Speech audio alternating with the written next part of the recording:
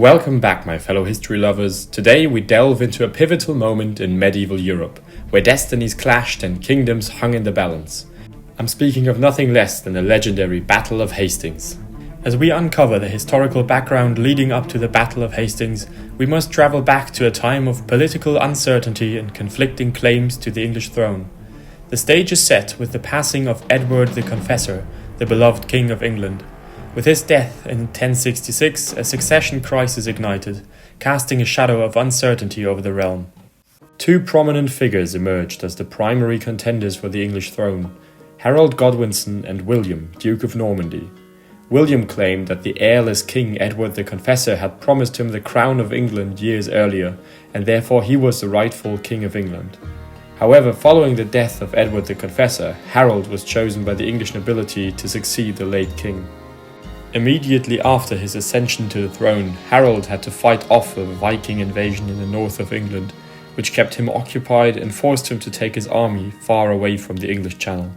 Meanwhile, William tirelessly prepared for his invasion of England.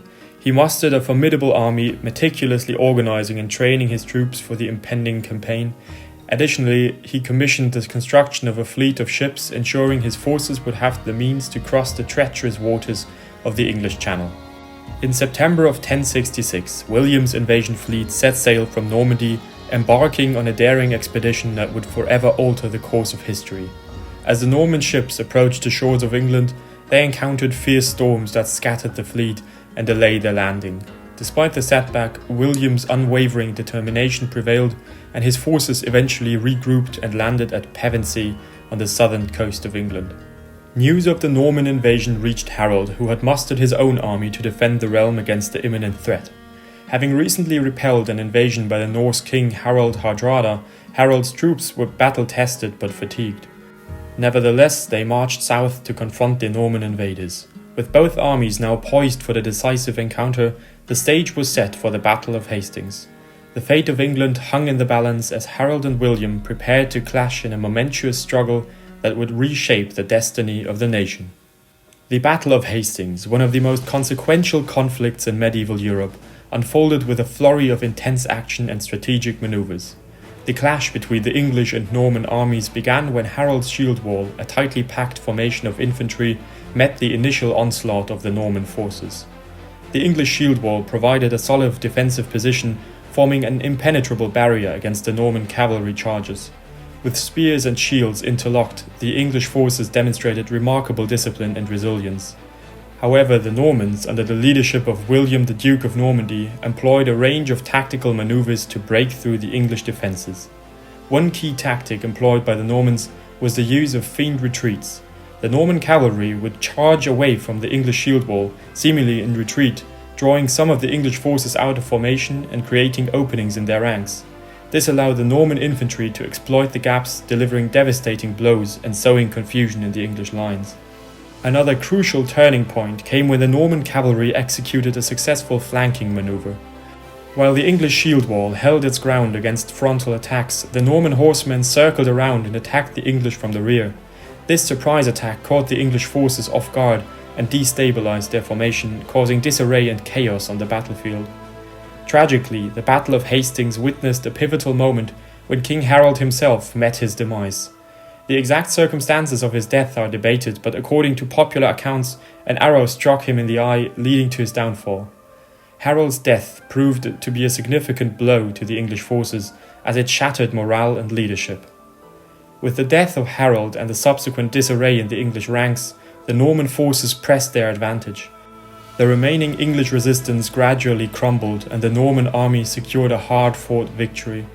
This triumph would forever change the course of English history, as William, now known as the Conqueror, solidified his claim to the English throne and ushered in a new era of Norman rule. The outcome of the Battle of Hastings proved to be a turning point in English history with far-reaching consequences. William the Conqueror emerged victorious, solidifying his claim to the English throne and forever altering the course of governance and society in England. With his ascension to the throne, William became King of England, establishing the Norman dynasty and initiating a new era of Norman rule. He centralized power, introduced Norman feudal systems, and implemented administrative and legal reforms that reshaped the English governance structure. The Norman aristocracy supplanted the English nobility, and the English language gradually gave way to a combination of Anglo-Saxon and Norman French, which laid the foundation for modern English. The impact of the Norman conquest extended far beyond political and linguistic changes. William initiated an extensive survey of England's lands and resources, known as the Domesday Book, providing a comprehensive record of land ownership and taxation. This survey allowed for more effective governance and taxation, further consolidating Norman control over the kingdom. Moreover, the Norman influence infused English society with continental customs, traditions and architectural styles. The construction of grand castles and cathedrals in the Norman Romanesque style became emblematic for the era.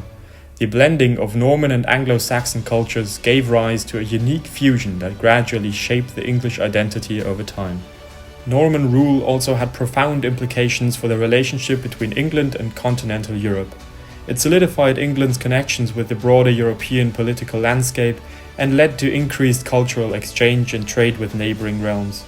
This period marked the beginning of a more cosmopolitan England deeply intertwined with the political and social currents of the medieval European world. In the long term, the Norman conquest established a lasting legacy in English society, language and governance. It laid the foundation for a more centralized and bureaucratic monarchy, introduced feudalism and the concept of nobility, and set the stage for subsequent developments in English history.